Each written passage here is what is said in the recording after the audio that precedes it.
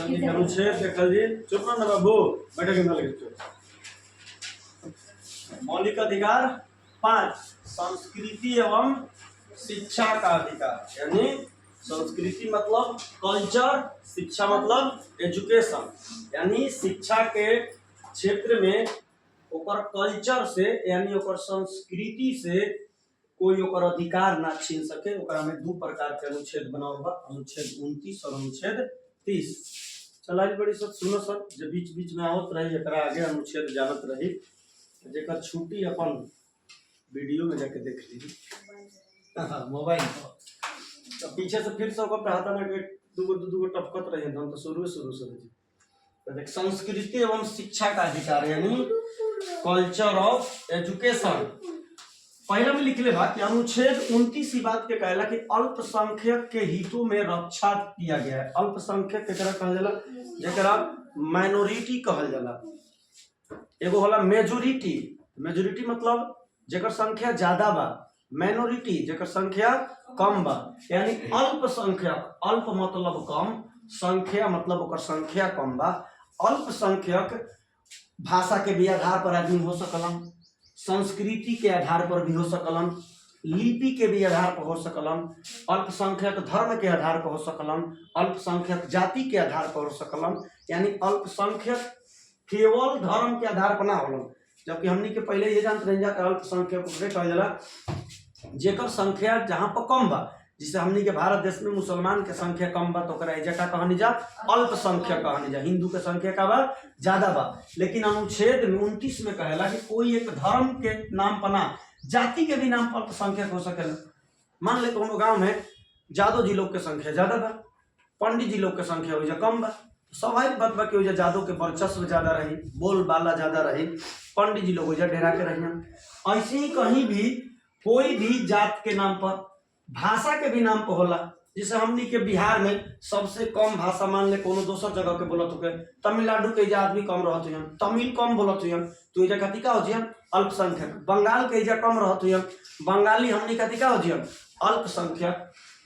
यानी अल्पसंख्यक के मतलब समझ गेल सन जिस जगह पर, जैसे मान ले हमनी गांव में कंचनपुर में बाबू साहेब के संख्या ज्यादा बाती बहुसंख्यक बन, बाकी अदर जात कम बन तू का बने जा खाती अल्पसंख्यक। तो अल्पसंख्यक के हित यानी ओकर अल्पसंख्यक के कुछ चीज के सुरक्षा खातिर में व्यवस्था के लिए अनुच्छेद 29 में कि अगर जहां पर जमन जात के धर्म के लोग अल्पसंख्यक रही, स्वाभाविक बात बा कि ओकर शोषण ओइजा होई। कि कोई के कहे के जरूरत नहीं है, ओकर हर हाल में ओइजा शोषण होई। तो मान ले ओइजा के बहुसंख्यक तो शोषण करते बा, अब सरकार भी उन्हीं पर शोषण करे लगे तो तो मरिए जिए सन। तो इहे चलते उन्हीं के रक्षा करे खातिर उन्हीं के हित में कुछ अनुच्छेद है। जैसे मान ले हमनी गांव में कुछ धोबी के संख्या कम बा तो अल्पसंख्यक बान तो ओकरा खातिर रक्षा करे खातिर का के रक्षा करी भाई अनुच्छेद 29 तो ओकर संस्कृति के रक्षा करी। बाबू चुप रह लड्डू, संस्कृति के रक्षा करी। संस्कृति का, संस्कृति के मतलब का होला ओकर पहनाव ओढ़ाव, ओकर रीति रिवाज। संस्कृति ओकर हो ना ओकर शादी विवाह के करे के तरीका, ई सब ओकर का हो संस्कृति है। ओकर संस्कृति में कोई छेड़छाड़ ना करी। जैसे हमने भी कोई अल्पसंख्यक जैन धर्म के बा, जैन धर्म में बा मान ले कोई श्वेतांबर बा, ठीक दिगंबर बा, ओकर धर्म में बा लंगटे घूमे के। अब ओकर एजा संस्कृति के आदमी किसे रक्षा करी तो ओकरा अनुच्छेद 29 रक्षा करे कि वो अपन एजा घूम सकेला। कबो कबो स्कूल पर आवल सन कोई ओकर आवे से रोक दी ना रोक दी। तब ई काम में भाई संस्कृति, भाषा, लिपि, धर्म, जाति के नाम पर कोई अल्पसंख्यक लोग ओकर जाति के संख्या कम बा ओकरा में कोनो प्रकार के दिक्कत ना होके तो ओकरा रक्षा करे खातिर अनुच्छेद के बा 29। तो उनमें कहले बा का के जाति के आधार पर किसी संस्थान से वंचित नहीं किया जा सकता है। संस्थान मतलब होला स्कूल, यानी स्कूल को तारा एडमिशन देवे से ना पूछी कि तू भोजपुरी बोलो तारा तबे कंचनपुर गांव में या बिहार में एडमिशन हुई, तू बोलो तारा अगर बंगाली, तमिल, इंग्लिश तो तार बिहार में एडमिशन ना हुई। ऐसा कोनो स्कूल कहेला ना कहेला। तू मुसलमान धर्म के भी बालो तारा उर्दू पढ़े वाला का पढ़े वाला से कोई मतलब नहीं, यानी तारा भाषा उर्दू होके, लिपि फारसी होके, कहाँ कहेला कि केवल देवनागरी लिपि ही तारा नाम पर एडमिशन दिल जाए संस्थान में। अब संस्थान में कोचिंग भी हो जाला, कोई प्राइवेट कोचिंग में हम ही पढ़ाओ तो नहीं जब कहत नहीं कि कोई अगर एजा जैन धर्म के आ जाए कहे कि हम दिगंबर बनी हम पढ़वे करब हम ना लोग सके कैसे लोग तब जाके अनुच्छेद 29 के तहत तू कह दी के धीरेन्द्र माट साहब हमरा तो पढ़े सर कतवा अनुच्छेद 29 के तहत तुरंत भेज दे लाल किला में चल जीबो हमरा धोबी कह के कहता कि ना पढ़ाई अनुच्छेद 29 हमार संस्कृति के रक्षा करता अनुच्छेद 29 एकरा चलते बोल चाल भाषा जात पात के नाम पर हमरा ट्यूशन से तू पढ़े से वंचित नहीं कर सकत तो सरकार कहत कि ठीक बा चल तोरा छूट देता नहीं भीमराव अम्बेडकर कहलन कि हाँ बहुत बढ़िया भीमराव कहलन लिख तो देले बाबू लेकिन तू ही सोच कि दिक्कत तो इन्हीं के होई कि पूरा धीरेन्द्र सर के ट्यूशन में 60 गो लड़का लड़की बैठल बा हो जाएगो दिगंबर पढ़े आ गई कि चल चलो धीरेन्द्र सर के कोचिंग में दुआरे पर आके खड़ा बा हम पढ़ाना मटे हम अनुच्छेद 29 के तहत रोक नहीं पावत कि कैसे तोरा 60 को में हम बैठाई चल हम सोचने कि तोरा बैठाई हो नहीं चल बैठ भाई कैसे तोप ढाक के बैठ अनुच्छेद 29 के तहत तो खातिर अनुच्छेद 30 बनल जब वैसा कोनो व्यवस्था वाला आदमी खुद ओकरा अटपटा लगता कि हम आके सारा आदमी बैठल बना रहे अटपटा कोई जरूरी नहीं के हुए में लागी तो अनियो जनी में अटपटा लागत हुई मैडम कि सारा आयल बड़न कुमार एगो कोनो में साड़ी पहन के आ गई तब उन सठो करे देखिए सन जिसे ओकरा देखला ही नहीं खसन ना होला है ये माता नहीं बैठल बड़ी सन में काले हो के बियाह हो जाए परसों दिन साड़ी पहन के हुआ जाए बटरी के आदमी दिन भर देखिए चल भाई बटरी करत तू परेशान हो जी पढ़िए ना पाई तब अम्बेडकर साहब क्या करब छूट तो दिवा दिल कि धीरेन्द्र सर के कोचिंग में कोई भी आके बैठ के पढ़ सकेला लेकिन 60 गो में से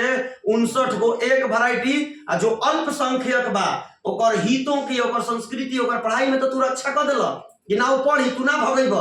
लेकिन वो बैठल बे साड़ी पहन के 59 तो ओकरा देखता आसन बैठल बा दिगंबर कोनो खोद दिलस वो ठीक बा कोई दिक्कत नहीं है अनुच्छेद 29 के तहत हम ना रोक सकीना तब ओकरा खातिर अनुच्छेद कौन है 30 अरे धीरेन्द्र सर के टीचर में खोदे दिया ऐसा परेशान है कोई बैठा रही सर लड़का इतना मतलब लुहेड़ा वाला सर की टीचर में पंडित जी के तना छोड़ला सर सरस्वती पूजा के दिन आगे से कहता जय क्या कहला स्वाहा तो कोनो अंगरा खोद कहता जय हो स्वाहा अंत में बाहर निकल कहता कि तार टीचर में सब लॉन्च रखले बड़ा आज के बाद हम पूजा करावे ना तो वो अल्पसंख्यक रहन सारा वहां पर विद्यार्थी था एक पंडित जी पुजारी थे उनकी संख्या कम थी तो देखो उनका खुदे खराब लगता तो कहे तो हम ना जी पढ़े हुआ हम कैसे जाइए अनुच्छेद 29 के तहत हमारा पढ़े भेजा था हो जाए ये सब करता सर हमारे साथ तब ओकरा सरकार व्यवस्था के अनुच्छेद 30 अल्पसंख्यक अपनी संस्थान खोल सकता है अगर हमारा खोद दिला सन तब हम दिगंबर वाला खोलब स्कूल में सारा आदमी अपन बैठ के पढ़ दे कोई दिक्कत नहीं है अनुच्छेद 30 के तहत तो ओकरे चलते मदरसा खुलल मुसलमान में देखबे तो पढ़ल सन अली बेते से कैसे तो में हाँ अली बेते से उन्हीं को पढ़ाई हो पूरा झुम झुम के पढ़ल सन अली बेते से ऐसी कर के पढ़ल सन तो मैं अली बेते से कर के पढ़ल पता ना नरिया के पढ़ने जाला उन्हीं के कल्चर में ना बा अनुच्छेद 29 कहता है कि पढ़ी यहाँ आके हमारे से पढ़े लगे बाकी ओकरे देखिए सन क्या करता है रे तो अगर व्यवस्था अनुच्छेद 29 में के छोड़ के कहाँ गई 30 में कि कोई भी अल्पसंख्यक अपनी संस्थान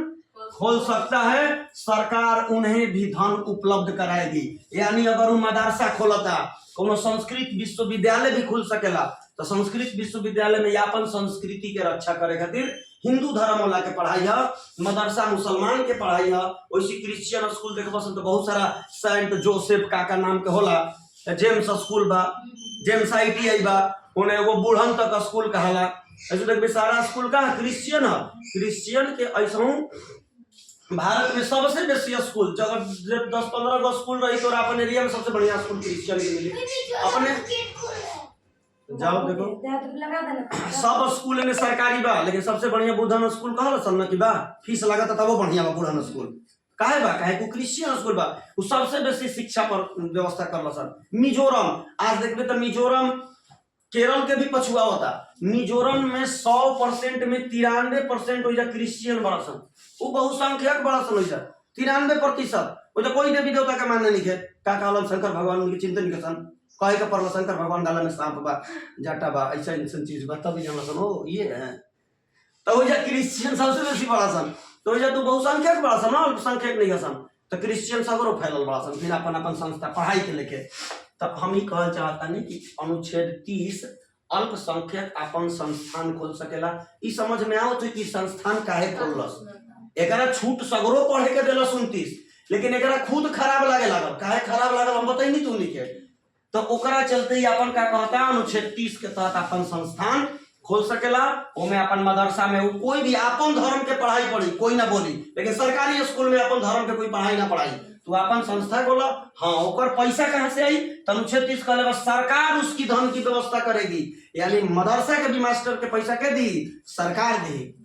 ये बढ़िया से तू निकल अनुच्छेद 29 और 30 बुलाई लो, मतलब बुझाई लो कि 29 का अल्पसंख्यक लोग के हितों की रक्षा करता है। तो अल्पसंख्यक लोग के का के हितों की रक्षा करता है, तो कोई संस्थान में प्रवेश से वंचित नहीं कर सकता है। और संस्कृति के आधार पर, पहनावा ओढ़ावा के आधार पर, कि बुर्का पहन के बड़ी हम तोरा नहीं दे बैठे दे, भाषा के आधार पर बंगाली बोलो तो ना पढ़े दे, लिपि फारसी में लिखता है हेने से हेने लिखता, देवनागरी लिपि हेने से हेने लिखल जाला, जाति के नाम पर सुना भगा सकलस। तो जब भी ना भगियन तो इन्हीं के पढ़े के आदेश होती, लेकिन उस संस्था में ओकरा खुद जाए में अटपटा लेखा लगी, पढ़ाऊं वाला के पढ़ाऊं वाला के, तो सरकार अनुच्छेद 30 में का कहलस कि तुम अपनी पसंद की संस्थान खोल सकते हो और अपने धर्म की पढ़ाई उसमें पढ़ो, कोई दिक्कत नहीं है। इस अल्पसंख्यक लोग के छूट बा अनुच्छेद 30 के तहत। 29 याद हो लिख ले।